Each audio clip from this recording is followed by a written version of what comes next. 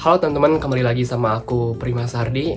Kali ini aku bakal sedikit cerita yang mana sebenarnya judulnya ini mengapa kita tidak perlu overthinking gitu. Kenapa kita nggak perlu berpikir berlebihan atas sesuatu yang terjadi di hidup kita. Dan bagaimana destruktifnya overthinking itu sendiri.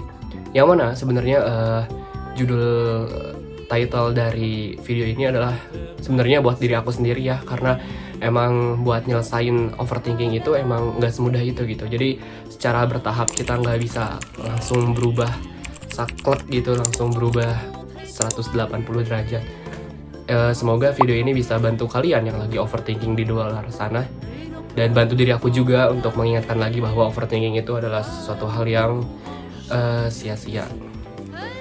Jadi, aku pernah mendengar sebuah quote yang berbunyi, sebuah besi rusak karena karatnya sendiri. Begitu juga kita sebagai manusia. Kita rusak karena pikiran-pikiran kita sendiri. Karena pikiran-pikiran negatif yang kita susupkan ke dalam pikiran kita. Begitu juga layaknya sebuah besi, jika tercampur dengan elemen-elemen seperti udara dan air, besi itu dapat mulai berkarat. Begitu juga dengan pikiran kita, jika kita isi pikiran kita atau kita lewatin pikiran kita dengan pikiran-pikiran negatif, maka pikiran kita juga bakal berkarat layaknya sebuah besi tadi. Seringkali kita sebagai manusia mencemaskan atau membuat ketakutan yang sebenarnya kita ciptakan sendiri. Yang sebenarnya ketakutan itu tidak nyata, sebenarnya ketakutan itu nggak ada. Aku mengutip dari sebuah buku karya Henry Manampiring yang berjudul Filosofi Teras. Ada salah satu bab atau subbab gitu ngejelasin tentang ada dua kendali, yakni dikotomi kendali. Ada hal yang berada di bawah kendali kita dan ada hal yang berada di luar kendali kita.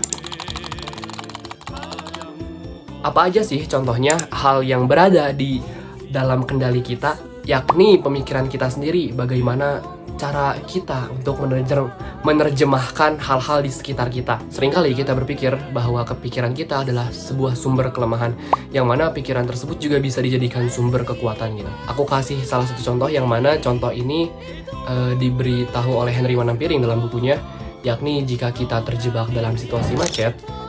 Kan macet itu emang nyebelin ya, macet itu emang bikin kesel, bikin bad mood, bikin bete. Nah, kita tuh punya dua pilihan. Kita bisa kesel terus sambil nunggu macet itu selesai, atau kita bisa berpikiran santai aja sambil nunggu macet itu selesai. Toh kalau pengen kesel, cemas, sama sedih juga, itu nggak bakal merubah sesuatu kan, nggak bakal merubah macet itu jadi hilang, nggak bakal merubah lalu lintasnya jadi cepat. Jadi dibandingkan kita nyakitin diri kita dengan cara cemas, dengan cara sedih, dengan cara overthinking, kenapa kita enggak jadikan aja pikiran kita itu sebagai sumber kekuatan, bukan sumber kelemahan. Maka dengan demikian kita harus dapat mengendalikan pikiran kita atas hal-hal yang telah terjadi dalam hidup kita gitu. Bagaimana kita memaknai sebuah peristiwa, bagaimana kita memaknai akan sesuatu, kita harus ubah itu dengan memandangnya dengan cara yang sudut positif, dengan cara yang positif, dengan kacamata yang positif, dengan pandangan yang positif. Mungkin untuk awal-awal itu susah ya untuk berpikiran positif, tapi itu tuh emang harus dibiasakan.